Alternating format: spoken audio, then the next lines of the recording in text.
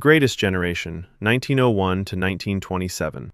The Greatest Generation didn't have time for existential crisis. They were too busy trying not to die. Their childhood was the Great Depression, not money was tight depression, actual starvation, families torn apart, kids watching their parents break down because there was no food, no work, no hope. They learned early that survival isn't guaranteed, that everything can disappear overnight. Then, just as things started recovering, World War II. Except this time, the stakes were even clearer. Fascism spreading across Europe. Pearl Harbor in flames. This wasn't some abstract dispute over borders. This was obvious evil that needed stopping. So they went. 18-year-olds storming beaches, women running factories, everyone sacrificing because the alternative was unthinkable. And here's what defined them. They didn't complain. Couldn't afford to. When your choices are fight or lose everything, you fight. When your choices are work or starve, you work. Therapy wasn't an option. Processing emotions wasn't an option. You just endured. The Silent Generation, 1928 to 1945. The Silent Generation was raised by traumatized survivors and told to shut up about it. Their parents had lived through the Depression and the war. Their parents had learned that emotions were dangerous, that vulnerability got you killed, that the only way forward was to conform, work hard, and never make waves. So that's what they taught their children. Keep your head down. Don't question authority. Don't express feelings. Don't be different. Just fit in, follow the rules, and maybe you'll be safe. This generation came of age during McCarthyism, when having the wrong opinions could destroy your career. When conformity wasn't just encouraged, but enforced. Speaking up meant risk. Staying silent meant survival. So they stayed silent. They took the corporate jobs. They moved to the suburbs. They buried whatever didn't fit the mold. Men couldn't be emotional. Women couldn't be ambitious. Everyone played their role. Their struggle was repression. Not just personal repression, but systemic. An entire generation taught that authenticity was dangerous, that the self needed hiding. Many never recovered. Some are still alive today, still silent, still waiting for permission that never came. Now, before we get into the next generation, let me quickly show you a tool I've been using. Chat LLM by Abacus AI. You go to chatllm.abacus.ai/EYJ and you get every major AI model in one place. ChatGPT 5.4, Gemini 3.1 Pro, Claude Opus 4.6, Grok 4.1, DeepSeek, all of them. Their Route LLM feature automatically picks the best model for whatever you're asking. So if you want to compare historical sources, break down generational patterns, or just understand complex topics like this faster, you're getting the smartest AI for that specific question without choosing manually. It also does image generation, video generation, and they have a deep agent that can build entire apps and websites for you. All of this for $10 a month. That's cheaper than subscribing to any single AI separately. You go to chatllm.abacus.ai/EYJ or click the link in the description and pinned comment. Baby Boomers, 1946 to 1964. Baby Boomers were supposed to change the world. They believed it. They almost did it. Then they watched it all fall apart. They grew up in post-war prosperity, optimism everywhere. Their parents had won the war, built the economy, created safety. Now it was their turn to fix what remained broken. Civil rights, women's liberation, ending war. They genuinely believed they'd be the generation that finally got it right. And for a moment, it seemed possible. The 60s were electric. Music that meant something.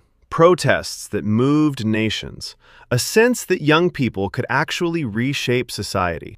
Then the assassinations started. JFK, Malcolm X, MLK, Bobby Kennedy. One by one, the leaders who represented hope were murdered. Vietnam dragged on, chewing up friends and brothers for a war nobody could justify. The dream didn't just die. It was killed. Publicly. Repeatedly. Their struggle was shattered idealism. Some kept fighting. Many gave up and chased money instead.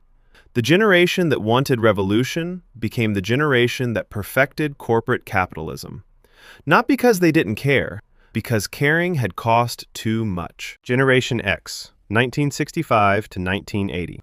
Generation X raised themselves while nobody was watching. Their parents were busy.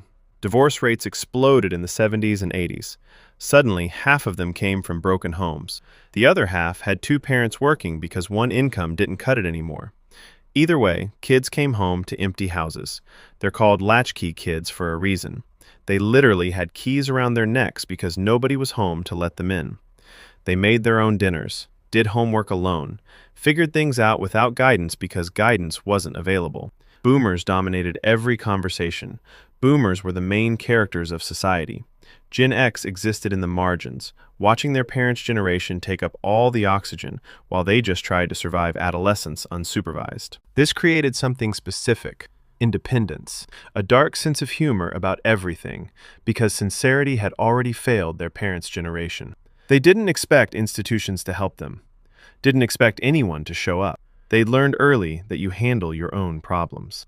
Their struggle was neglect, not dramatic abuse, just absence, being forgotten in the chaos of a changing society. Millennials, 1981 to 1996.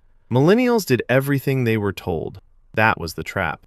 Study hard, get good grades, go to college, even if it means debt, because degrees guarantee good jobs. Work hard, hustle, grind, put in the hours. Success will follow. They followed the script perfectly, and the script was a lie. They graduated into the 2008 financial crisis. The jobs weren't there. The ones that existed paid poverty wages.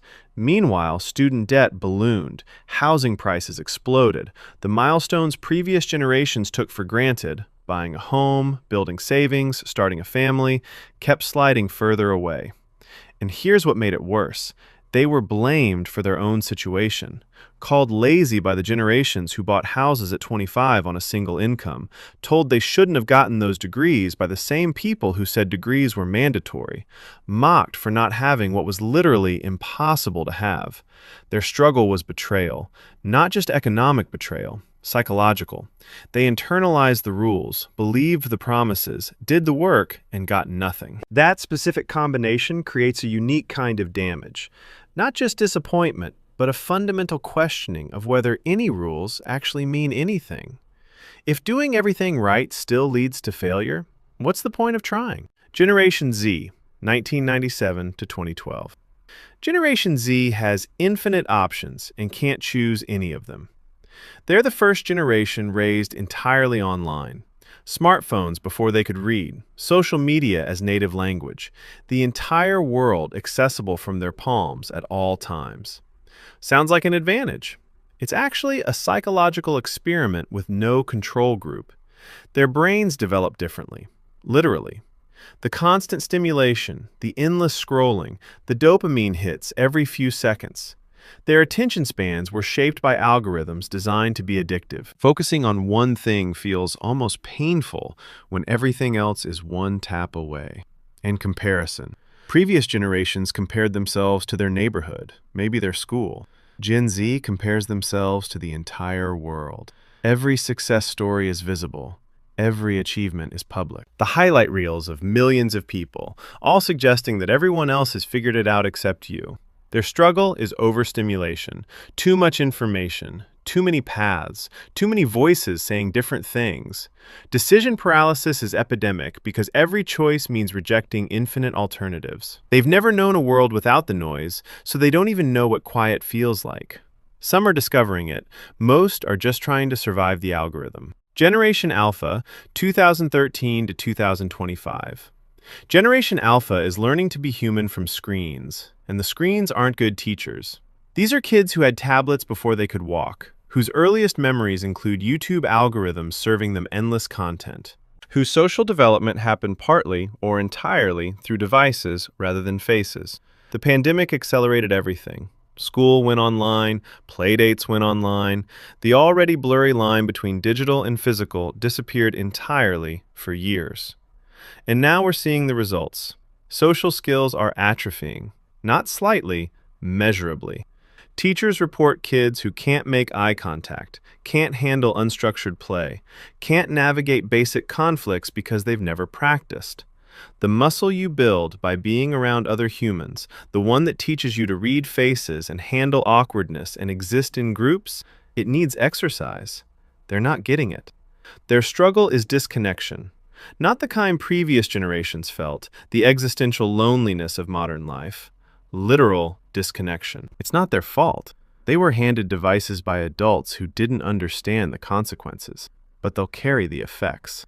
And nobody knows yet how to fix what's being lost. The New Age generation, 2026 and beyond. The coming generation might face the strangest struggle of all, figuring out what humans are even for. AI is advancing faster than anyone predicted. Tasks that seemed permanently human, writing, coding, creating art, making decisions, are being automated.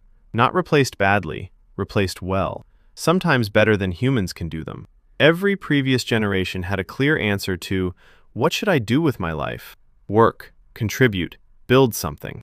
But what happens when machines handle most of the building? When your labor isn't needed? When anything you can do, an AI does faster and cheaper? Some will find meaning in what machines can't replicate. Human connection, physical presence, the simple fact of being human in spaces with other humans. Others will struggle with purposelessness unlike anything we've seen. Previous struggles were about survival, trauma, economics. This one is philosophical. If you're not needed, do you matter? If effort isn't required, does achievement mean anything?